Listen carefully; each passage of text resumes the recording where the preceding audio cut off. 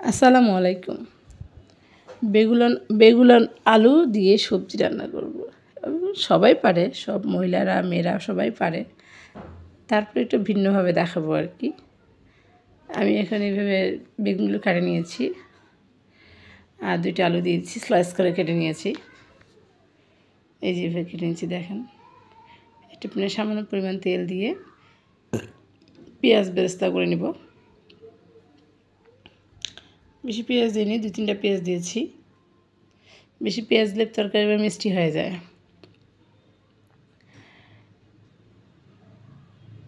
পেঁয়াজগুলো লাল করে ভেজে নিতে হবে। তারপর সবাই জানে লবণ হলুদ যত মশলা লাগে সব দেব।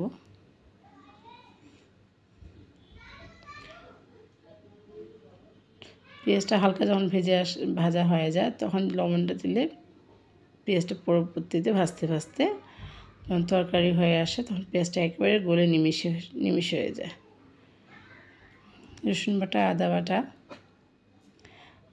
শুকনো মরিচ বাটা, একটু গরম মশলা বাটা দিয়েছিলাম, আর কিছু দেইনি। আরও সামান্য ধনিয়া বাটা দিয়েছিলাম, একটু ধনিয়া বাটা দিয়ে দিলাম। আমার আবার ওই মশলা না কষানো পর্যন্ত তরকারি খেতে ভালো লাগে না, আর মাখা মাখা ঝোল হলে তো খেতে আরও বেশি টেস্ট। বেগুনের রেসিপি আমার দেওয়া আছে, তারপরে আজকে এটা রান্না করলাম। বেগুন খেতে সর্ষে বাটা দিয়ে খেলে আরও বেশি মজা, কিন্তু সর্ষে ছিল না তাই সর্ষে বাটা আমি দিইনি।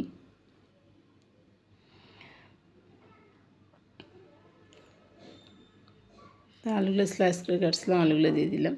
বেশি আলু দিইনি, একটা বেগুন আর 2টা আলু দিয়েছি। বেগুনটা বড় ছিল তাই অনেকগুলো হয়েছে। শাক কষিয়ে নেব আগে, তারপর পানি দেবো, সামান্য একটু পানি।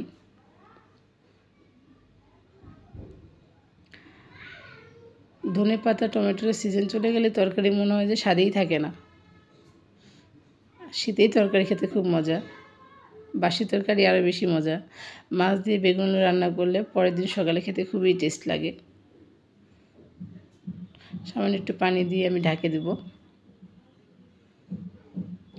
মশলা যদি কষানো হয় বা বাটা মশলা দিয়ে রান্না করা হয় তাহলে কিন্তু তরকারির ফ্লেভার অনেক সুন্দর আসে, বা কালারটাও দেখতে বেশ অনেক সুন্দর মনে হবে যে অন্য কোনো কালার দেওয়া হয়েছে, আসলে কিন্তু শুধু মরিচ বাটাই, মরিচের কালারেই লাল হয়ে গেছে তরকারিটা। আমার পাশে থাকার জন্য আপনাদের অসংখ্য ধন্যবাদ। প্লিজ সাবস্ক্রাইব করবেন এবং আমার পাশে থাকবেন। দেখুন হয়ে আসছে আমার বেগুন রান্নাটা।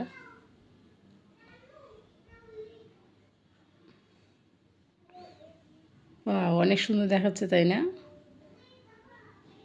আপনারা দাওয়াত থাকলে আপনারাও আসবেন শাহনাজ রান্নাঘরে।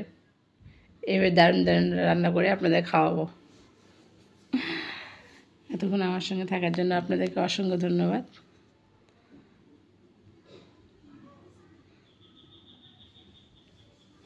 আমার ছেলেটা খেতে বসবে, তাই আমার ছেলের ভাতের মধ্যে বেড়ে দিলাম তরকারিটা।